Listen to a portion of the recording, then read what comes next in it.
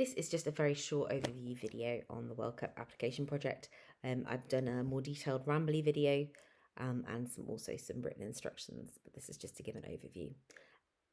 In the first lesson of, I reckon 3 lessons this will take in total, but in the first lesson you will assign students to one of the World Cup groups.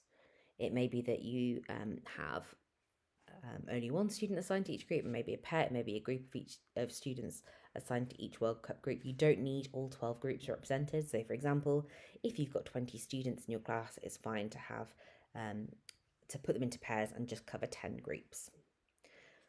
Students during that first lesson are going to research and prepare a presentation about the interesting economic features of their assigned countries.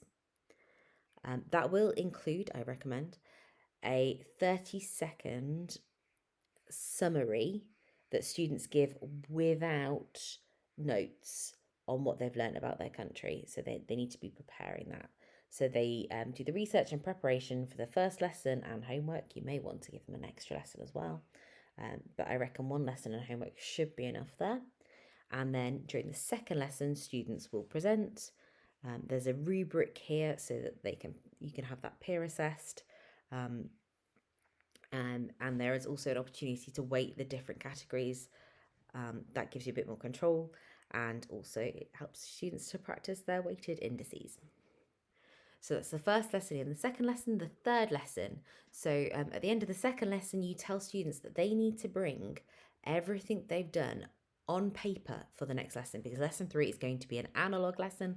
They aren't going to be able to use their phones or their computers. So they're going to have to bring along maybe a printout of their presentation or handwritten notes or whatever it is.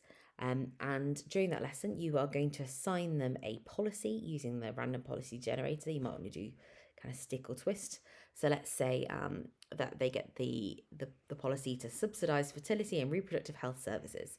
And then they are going to look at each of their 4 countries, look at the features that they've already discussed, and they're going to assess how appropriate that policy is for each of the countries they have looked at.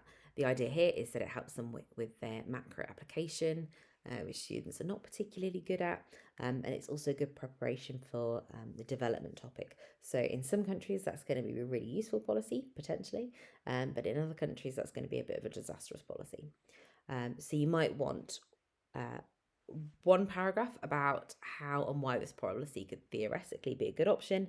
Then they're going to go through each country, have a paragraph about how that policy might be appropriate and effective, a policy discussing the reasons why that might not be effective and why it might be harmful, for example, and then a paragraph with an overall recommendation as to whether this country should apply the policy.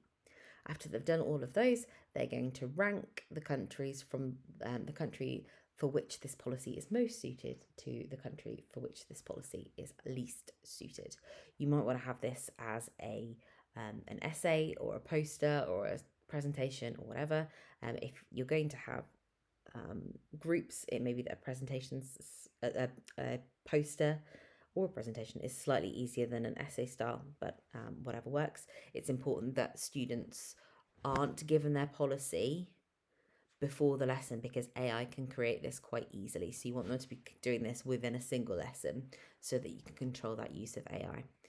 There is, again, a rubric to use, and there is also an exemplar if it's an essay style. So we see here the theoretical explanation, policy, paragraph as to why that policy will be effective in this country, why it won't be effective in the country, and then an overall judgment. We do that for each country, and then we are then concluding. And hopefully that should help students' justification and ranking skills. Students, again, they aren't that good at justifying their decisions, which they need to be able to do. If you'd like more information, there are written instructions and, as I say, a longer, more rambly video. But hopefully that gives an overview.